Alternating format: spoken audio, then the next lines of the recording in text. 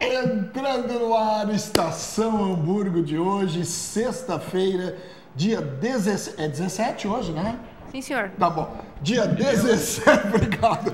17. Eu tô perdido aqui, 17 de fevereiro, estamos prestes a iniciar o Carnaval no Brasil.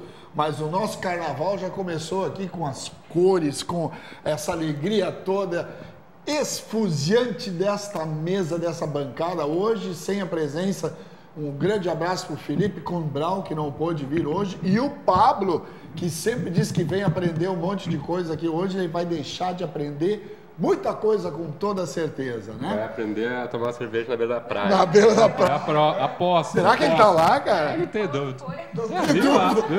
Dedo duro aqui, ó. Dedo duro aqui. Já começou, Lá cara. amanhã. Tomara que tome uma chuva, né? Tô brincando, coitado. Tomara que pegue uma chuva. Tá melhor que nós, sol, né? É, com certeza. Não, minha irmã que tá pior, né? Hoje eu quê? acordei com uma mensagem às 8 da manhã. Oi, amigos, estou em Paris. E eu estou em Novo Hamburgo, com 43 graus. Que sofrimento. É só isso que dá, né? Então, tá. Joyce, como é que tu estás? Tudo bem contigo? Muito boa noite. Graças a Deus, tudo bem certinho. Tudo né? tranquilo? Só pelo vermelho e branco, né? Só pelo vermelho e branco. Tu vai no vermelho e branco? Sem a fantasia da Madonna. Ah. Estamos sem. Muito cuidado para quem for no vermelho e branco esse ano com a fantasia da Madonna. É, vai ter Madonna Ou sobrando. Né? cuidado, ou quem quiser ir com a fantasia da Madonna que vá, porque Jesus vai estar no carnaval. Eu ia né? ir, Tem que mas explicar. Não tem mais fantasia de Madonna. não tem mais. É que o Jesus Luz, lembra dele? O namorado da Madonna, que ele vai ser o DJ da festa. Então as fantasias de Madonna se esgotaram. É, tu viu? Tu acha que tu sabe tudo na vida? Né? Todo mundo pelo Jesus. Cauê, Eu tudo vou bem fantasiada contigo, de Cauê? joia. Muito Tudo bem, boa noite. tudo bem, tudo bem. Tudo tranquilo tudo na bem. secretaria? Tudo tranquilo. Pau e mas pau, tudo né? tranquilo. Trabalho e trabalho, né? Ah, felizmente. Mas sexta-feira vocês largam mais cedo, pelo menos, né? Olha, teoricamente, né? Teoricamente. Assim, no papel, sim. Na verdade, assim, a gente para de ganhar pra trabalhar às 2 da tarde. Sim. Né? O resto do dia a gente trabalha de graça. Em compensação, sábado e domingo, quando tem evento, lá Não foi tem sábado, vocês. domingo. Quarta-feira, né, tinha reunião no pub, depois na casa da praça lá, né, com o pessoal, então... Ah, mas a reunião na casa da praça é bom, é ou não é, É Paulo? bom, é bom. A reunião lá. Mas lá eu vou como participante, não como funcionário. Ó, bom é que dá pra dormir 1 hora a mais amanhã, que é sábado. Aqui, É, amanhã. Volta na sua. Paulo! Pablo. Olha a música, Pablo! Eu sou o Pablo. Sturmer? Não, foi bem, é Sturmer. Sturmer?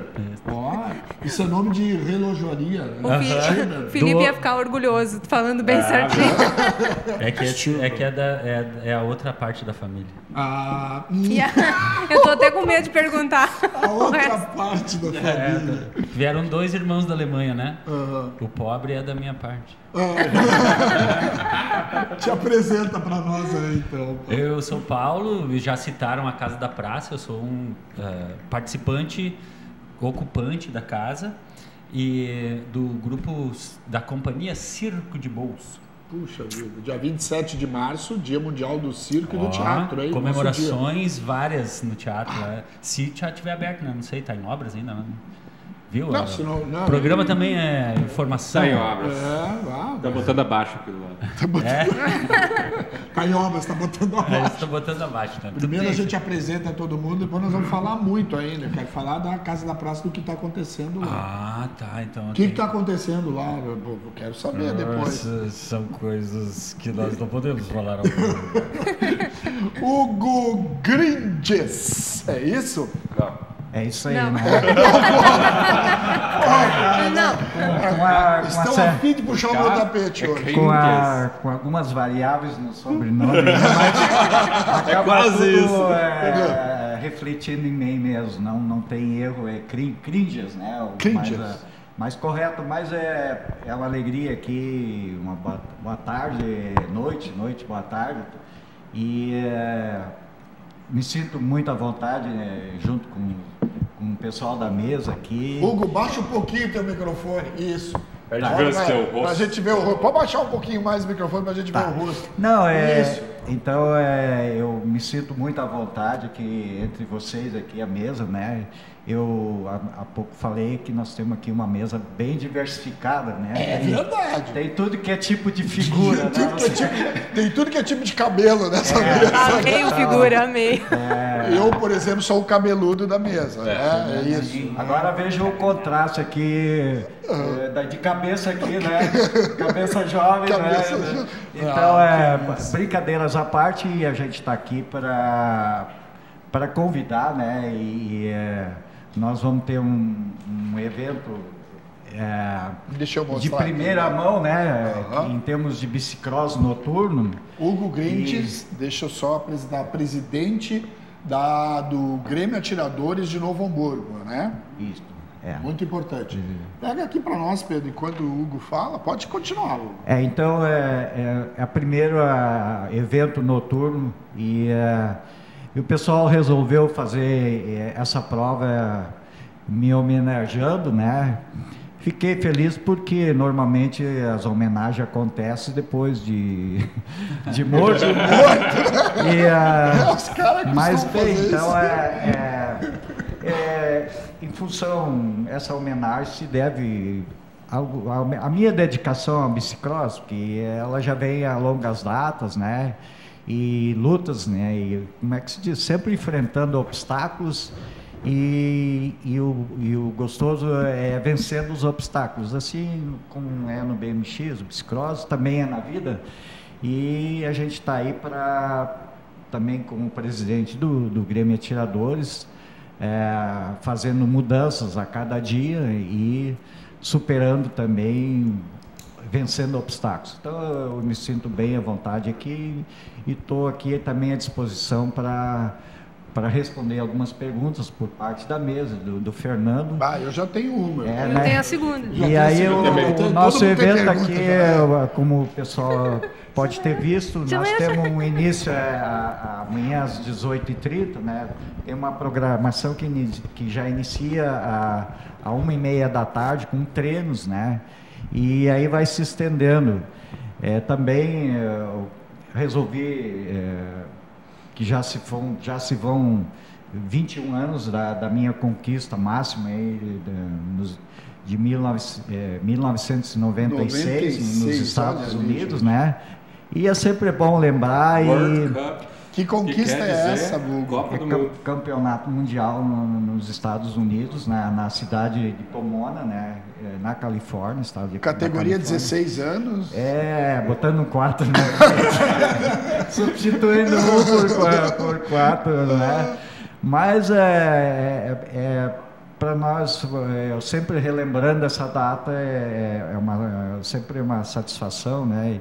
E eu participei de diversos outros mundiais, com terceiro, segundo, quarto. Obviamente que demanda muito custo e eu sempre andei né, não dependi de ajuda, né? Então não dá para participar de todos os mundiais, mas assim, poderia ainda destacar em 2002 um vice-campeonato na mesma categoria de 46 mais, que já tendo 51 anos, conquistei o segundo lugar, bem disputado na época, com boas chances de primeiro. Então, como eu disse, a gente tem história, né, Fernando? Nossa, muito. Quantos anos tu começaste, com quantos anos, Hugo? Aí a minha filha começou com 4 e eu com 40, né? Uma diferença, né? Puxa, tu começaste o bicicross com 40 anos. Eu andava aí, gostava de futebol, tinha bastante. E aí os meus filhos se interessaram e aí um se interessou, o Gerson, depois o Marcelo, depois a Cristina, que chegou assim a 3 títulos mundiais. Então, obviamente que meu forte era a força, né? Até porque hoje eu tenho técnica também, só que já não tenho mais força. E naquela época também os tipos de pista eram um pouco diferenciadas de hoje. Hoje elas são tem muito obstáculo e exige muita técnica, além da força.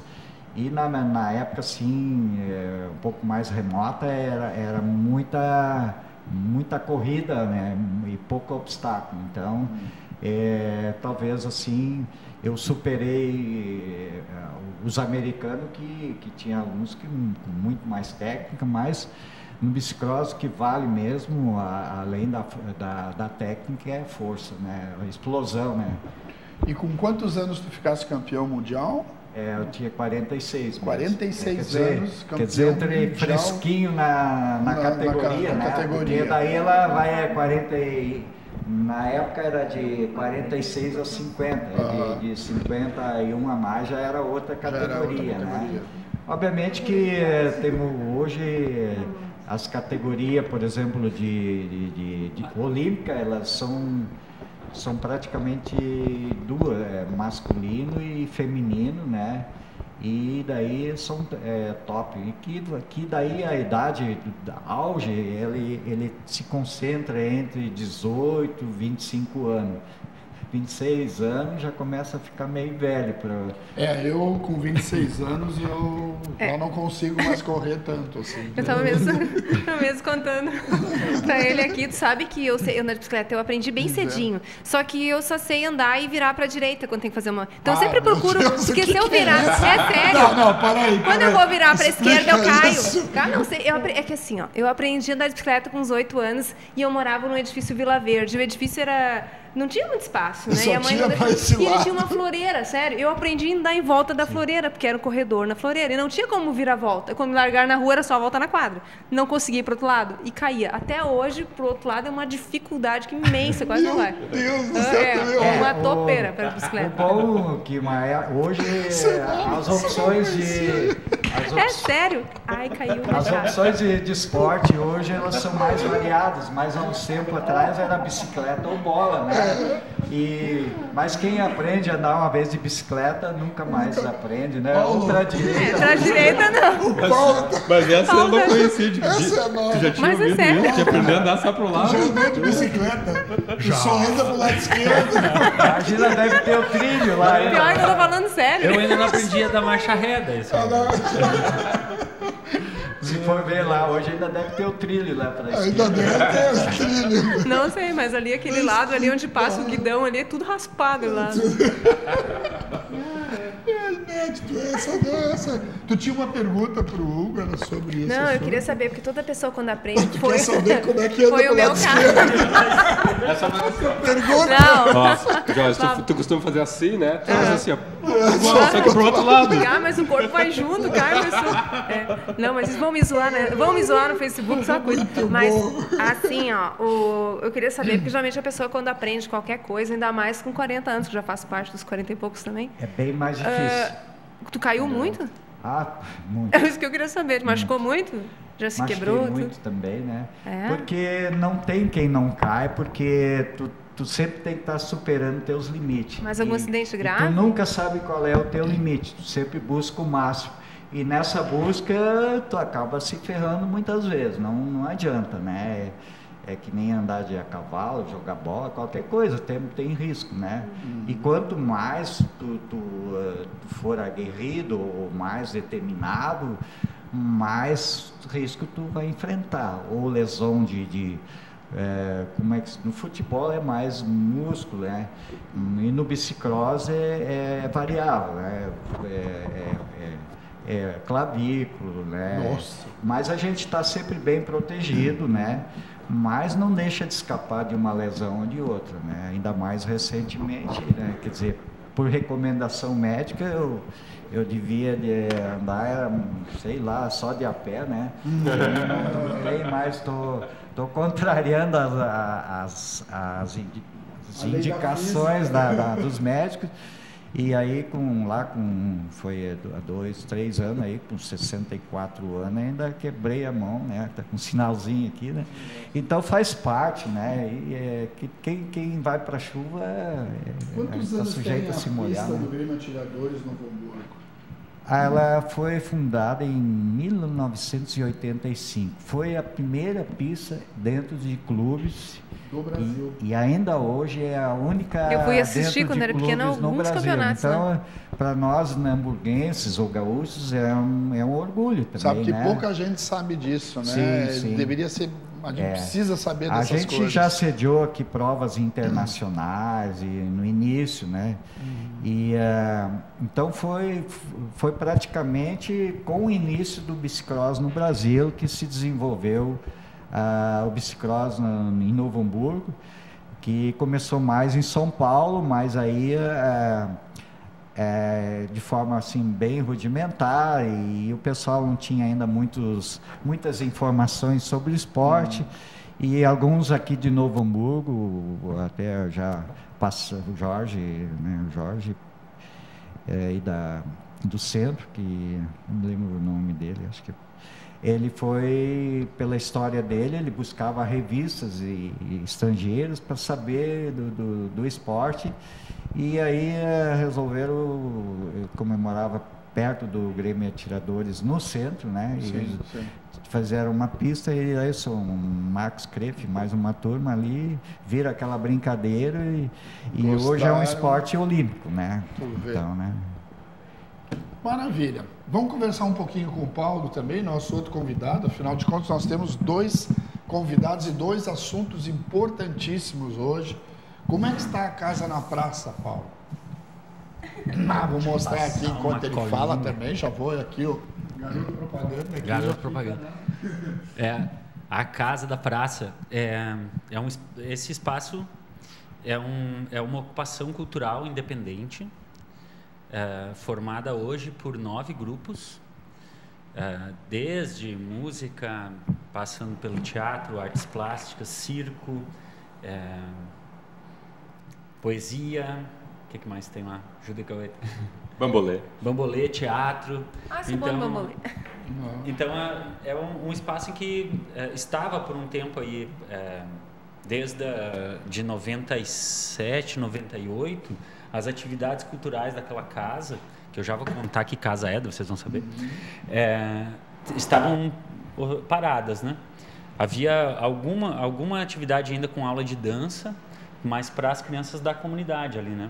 Então, lá por meados de 2012, 13, a Associação dos Meninos Cantores, os Canarinhos, numa nova tentativa de reativar o projeto, fizeram uma nova eleição, escolheram uma presidente, a Ana Link, e ela se envolveu emocionalmente assim com aquele espaço e construiu um projeto de ponto de cultura, que infelizmente não foi aprovado, mas a verba não pôde ser encaminhada para o projeto por causa de uma dívida trabalhista dos meninos cantores. Aí a casa ficou lá, né? Não sabe o que faz, o que não faz com a casa, e ela entrou em contato com um coletivo de artistas que na época discutiam sobre a Conferência Municipal da Cultura, e esses artistas ficaram muito interessados na casa, porque há um déficit, né, na nossa cidade em relação à cultura, que são espaços onde os grupos independentes possam desenvolver o seu trabalho, né? E a casa se mostrou um espaço mais do que adequado, né? E então, desde 2013, os grupos ocupam essa casa. Hoje, então, são 9 grupos, 8 ou 9 agora, tem que fazer a conta de novo, tá, pessoal? Só um pouquinho. Tá, são 9. Tá bom. Mas que beleza, Paulo. Eu acho esse trabalho é um trabalho que merece todo o apoio, tanto dos órgãos de imprensa, porque se abraça a Casa da Praça, é muito legal. Eu acho que é um espaço na cidade de Novo Hamburgo que merece ser abraçado realmente, e que está sendo abraçado. Eu acho que isso é o mais importante. A comunidade local, aquela comunidade do Boa Vista ali, tem ido e tem prestigiado bastante, não é? Isso aí, muito, muito massa, porque a gente começou a propor as atividades para fora da casa, na praça, né? Porque a casa fica... O pátio da casa é a Praça Heitor Villa-Lobos. Então já fica a dica, quem não sabe onde procura no Antigo Maps, Meninos Cantores de Novo Hamburgo. Isso aí. Então, como a casa passou muito tempo parada, ela foi se deteriorando, né? E a pracinha, como um todo, também foi se deteriorando, sendo ocupada por outras forças, né, da sociedade, da natureza, que enfim, né, foram deixando espaço lá a Bangu, né? E com a ocupação, a gente pôde tantos grupos lucrarem com isso em função de ter o espaço para produzir os seus trabalhos, como também a preocupação de manter como um espaço público. Então é uma ocupação independente, mas o espaço é público e a gente tem uma responsabilidade com isso, né? Como a gente não podia trazer público para dentro da casa, porque ela abriga riscos lá, né? Então a gente precisa fazer reforma elétrica, fazer reforma mais concreta no telhado. E para isso que estão acontecendo esses eventos para juntar. E eles acabaram indo pro lado da casa, né? Ocuparam a praça, para que a gente pudesse chamar a comunidade para participar das atividades, porque afinal de contas uma casa que produz espetáculo de circo, de teatro, show musical, exposição de pintura, fotografia, precisa mostrar esse trabalho, não precisa deixar isso sair. E a praça nos acolheu, assim como a casa havia nos acolhido antes. E a comunidade acolheu todas as atividades. Então nós estamos no 7º piquenique, com, sei lá, 300, 400 pessoas participando, todas as edições, a comunidade doando bolo, cuca, pizza, para a gente poder vender no evento. Não dá para fazer show de bicicross lá na frente. Olha na rua, aquela rua ali, hein? E tem um projeto, vamos, já que nós falamos nisso, tem um projeto em Porto Alegre, talvez o senhor saiba, de uns meninos que começaram a produzir bicicletas de bambu. Nossa. E um projeto baseado na questão da bioconstrução e da permacultura, né? E eles souberam do nosso evento aqui e estamos combinando com eles uma data para eles, um outro piquenique, que eles possam vir e construir uma bike ali, junto com a galera, né? Uma oficina no dia e sortear a bike depois, né? Pra galera que vai estar ali. Então, claro, isso... e traz o campeão mundial. Mas, claro, já fica o convite, viu? Aí, é bem interessante essas atividades de vocês e o que a gente tem comentado bastante é o envolvimento, a ocupação das pessoas, trazer as crianças, os familiares para um lugar mais de convívio, né? De pessoas, o convívio mais social, porque a gente tem sentido isso, a maioria dos pais sentem o confinamento dos seus filhos ou familiares em cima de televisão, né? Não que o pessoal não deva olhar aqui o programa, né? Mas existe muito preso, foco, não só em cima dos programas bons, mas o videogame, o celular, internet, né? Então esses espaços culturais eu sempre tenho o meu apoio e eu acho importante esse trabalho de vocês. E assim como nós também hoje desenvolvemos lá um trabalho em cima de escolinha para crianças, né? De forma, temos os voluntários de forma gratuita. Então eu acho que todas as pessoas que se dedicam a um trabalho social para desenvolver a formação e o caráter das pessoas são louváveis, né, Paulo? Isso é muito importante. Realmente, o trabalho vai indo, né? Eu preciso fazer um pequeno intervalo, mas a gente já volta para conversar com vocês. Sim. E nós também, né? Perguntas que a gente tem. Eu ainda não fiz a minha pergunta, já. A gente já volta com mais Estação Hamburgo. Não saia daí.